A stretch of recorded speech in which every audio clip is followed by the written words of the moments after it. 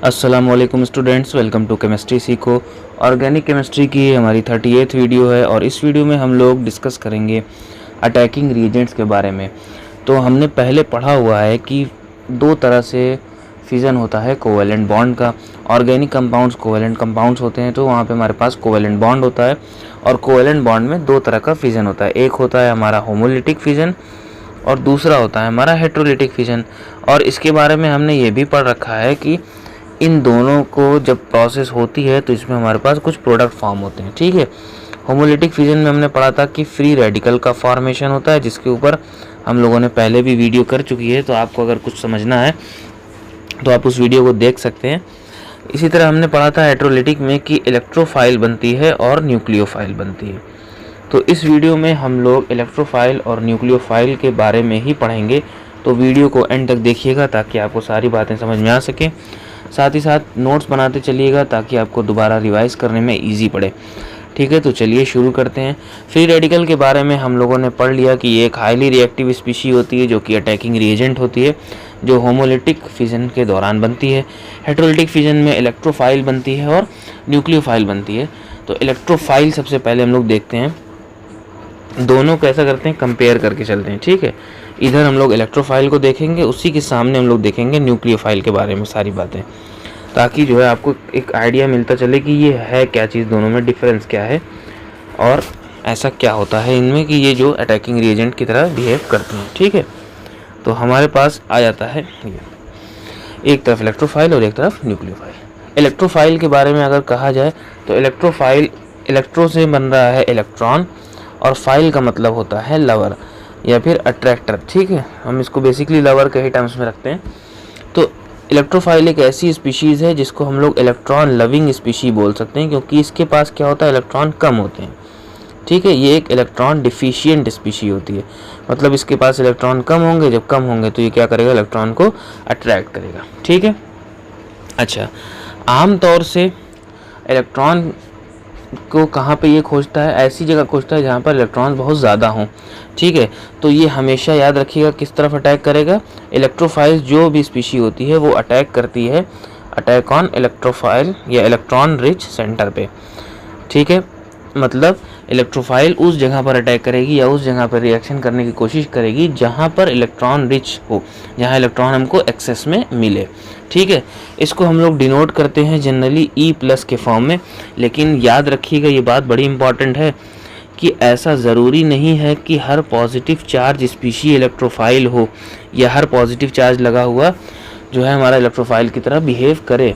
ठीक है, बहुत सारी ऐसी स्पीशी होती हैं जो कि उनके ऊपर कोई चार्ज नहीं होता लेकिन फिर भी वो इलेक्ट्रोफाइल की तरह बिहेव करती हैं, तो उनको हम लोग अब देखेंगे। ठीक है, तो आ जाते हैं हम इसके टाइप्स में।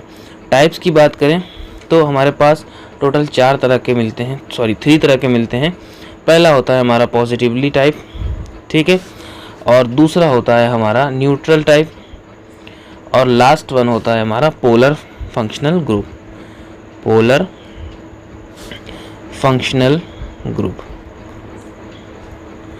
3 टाइप के इलेक्ट्रोफाइल हमको देखने को मिलती है। ठीक है, पॉजिटिवली चार्ज में जैसे कि H+ हो गया, Cl+ हो गया, ठीक है, I+ हो गया, NO2+ हो गया या NO+ हो गया, ये सारी क्या होती हैं, या फिर कार्बोकैटायंस जिनको हम लोग R+ से डिनोट करते हैं, ये सारे क्या होती हैं, पॉजिटिवली चार्ज इलेक्ट्रोफाइल्स होती हैं।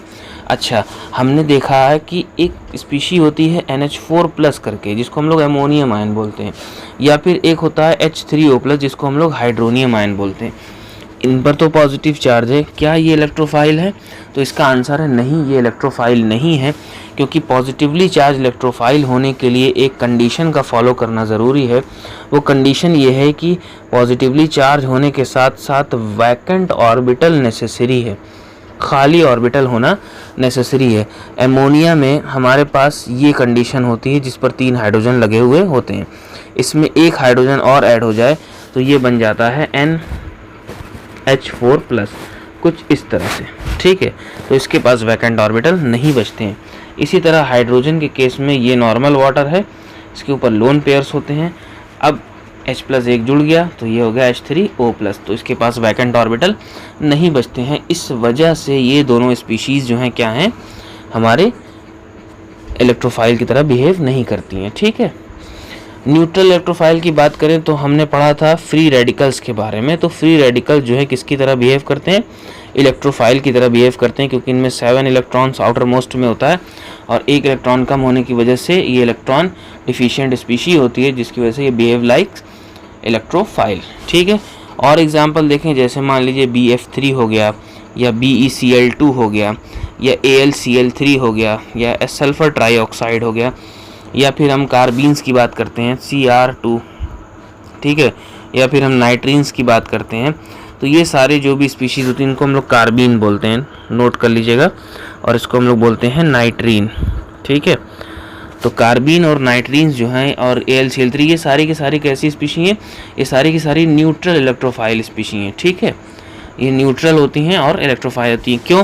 क्योंकि इनका जो सेंट्रल एटम यानी जैसे एल्युमिनियम, उसमें बेरिलियम, उसमें सल्फर हुआ, ये इलेक्ट्रॉन डिफिशिएंट होता है। ठीक, जब हम इसका ऑक्टेट पूरा करने की कोशिश करते हैं तो हम नोटिस करेंगे कि इस पर जो है क्या होता है, इलेक्ट्रॉन कम होते हैं। पोलर फंक्शनल ग्रुप की बात की जाए तो इसमें हमारे पास आ जाता है C डबल बॉन्ड O यानी कार्बोनिल फंक्शनल ग्रुप, और साथ ही साथ हमारे पास एक और एग्जांपल आता है नाइट्राइल या साइनाइड फंक्शनल ग्रुप का। ठीक है, ये भी जो है क्या होते हैं, बिहेव करते हैं एज अ इलेक्ट्रोफाइल। क्यों बिहेव करते हैं? क्योंकि ये इलेक्ट्रॉन की तरफ अट्रैक्टेड होते हैं। ठीक है, ये आसानी से इलेक्ट्रॉन पेयर को एक्सेप्ट कर सकते हैं, इसलिए बिहेव करते हैं लेविस एसिड की तरह। और जब लेविस एसिड वाला टर्म आ जाएगा तो समझ जाइए कि यहाँ पर हमारे पास क्या आ गया, इलेक्ट्रॉन डिफिशिएंट हो गया, और इलेक्ट्रॉन डिफिशिएंट हुआ तो ये कैसा बिहेव करेगा, एज अ इलेक्ट्रोफाइल बिहेव करता है। ठीक है, इसी तरह हम लोग न्यूक्लियोफाइल की अगर हम लोग बात करें तो न्यूक्लियोफाइल को इरेज कर देते हैं। न्यूक्लियोफाइल जो है इसको हम लोग बोलते हैं न्यूक्लियस लवर।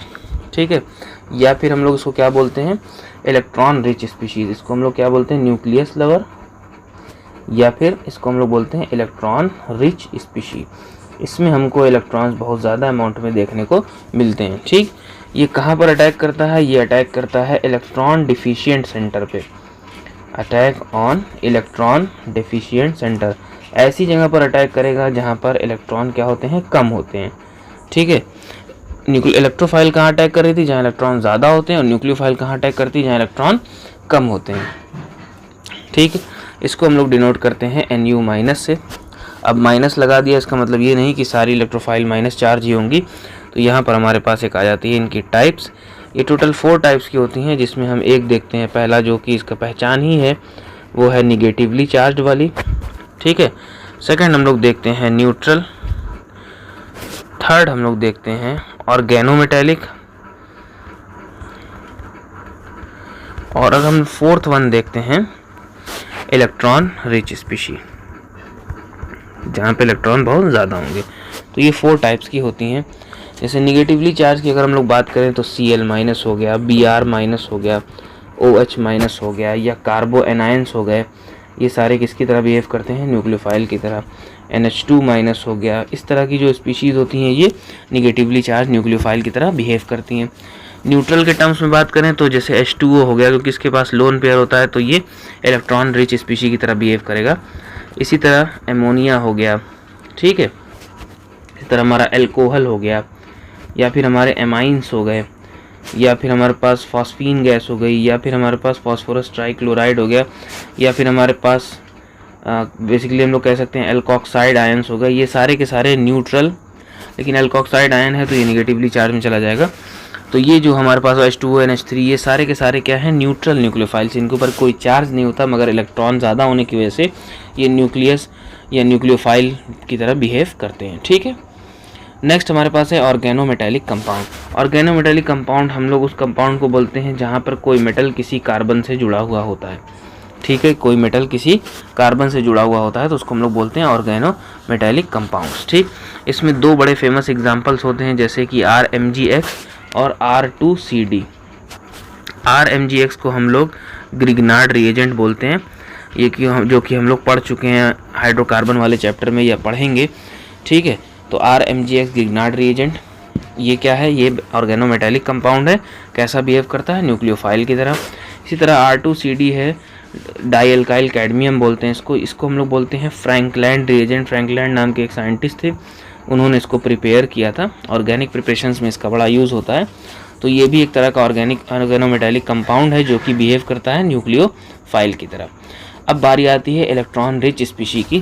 तो इलेक्ट्रॉन रिच स्पीशी में ध्यान देना होगा, जहाँ पाई इलेक्ट्रॉन्स आपको दिखाई दे रहे हैं वो सारे के सारे किस तरह बिहेव करेंगे, न्यूक्लियोफाइल की तरह बिहेव करेंगे। ठीक है, एग्जाम्पल की बात की जाए तो जैसे एल्कीन्स हो गई, एल्काइंस हो गई, ठीक, बेंजीन हो गई, ये सारे के सारे किसकी तरह बिहेव करते हैं, न्यूक्लियोफाइल की तरह, क्योंकि इनके पास एक्सेस इलेक्ट्रॉन्स होते हैं जो कि ये देना चाहते हैं किसी इलेक्ट्रॉन डिफिशिएंट स्पीशी को, इसलिए ये न्यूक्लियोफाइल की तरह बिहेव करेंगे।